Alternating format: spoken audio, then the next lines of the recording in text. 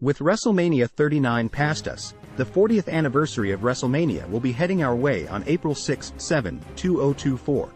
So we are going to start this series by giving out our dream cards on what should have been that would have made each WrestleMania extra special.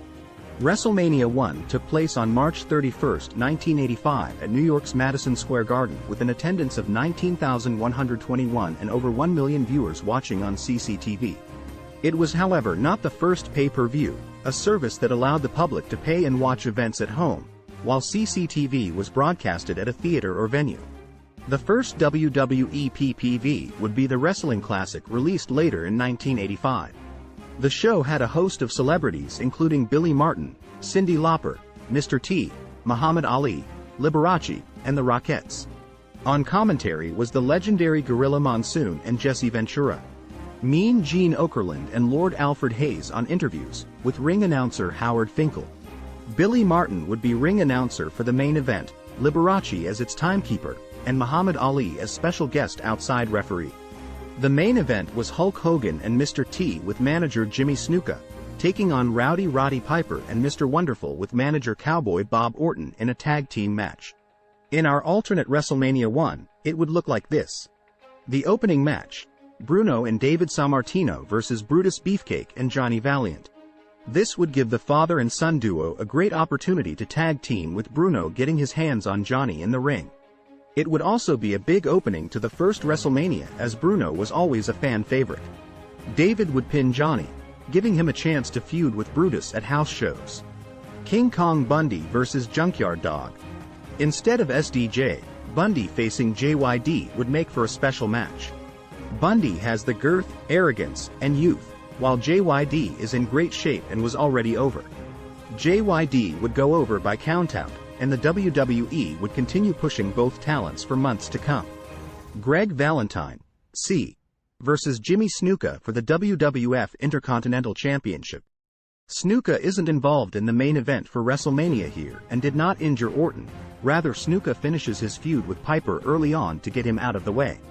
We would start this feud during the war to settle the score MTV special, after a non-title match has him beat Valentine by pinfall, forcing a rematch for the title at WrestleMania.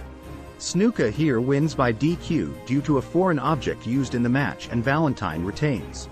Ricky the Dragon Steamboat versus Tito Santana. Although both babyfaces, it wasn't exactly rare to have such a match, and it could give off a Bruno versus Morales vibe from '72.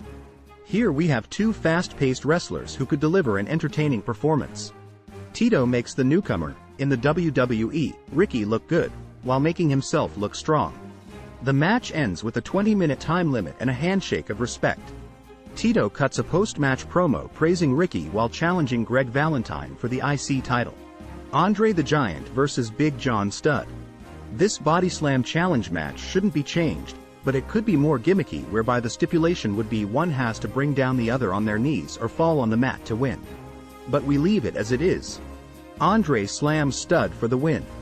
The US Express, C, versus the Iron Sheik and Nikolai Volkov for the WWF Tag Team Championships. We would keep the match the same, with the Sheik and Volkov winning the tag titles. This is the right decision, as it begins a babyface chase after the Russian and Iranian heels. Leilani Kai, C, versus Wendy Richter for the WWF Women's Championship. No change needed, with Wendy winning back the Women's Championship and celebrating with pop music sensation Cyndi Lauper. Hulk Hogan and Mr. T versus Roddy Piper and Paul Orndorff. WrestleMania here is shortened down to 8 matches instead of 9, and for the main event, we won't change much except Orton gets injured by Mr. T prior to WrestleMania. The match makes sense since it was built around Piper's heat, his hate for Rockna wrestling, and Mr. T's celebrity status from his appearance in Rocky III and a Team Stardom. Most fans would argue it should have been a title match between then WWF champion Hulk Hogan versus Roddy Piper, and while we agree, for the environment of that time, the tag match made most sense, and besides, Piper would have never put Hulk. What did you think of this alternate WrestleMania 1 card? Stay tuned for WrestleMania 2, comment below, like, subscribe, and thank you for watching In the Plot.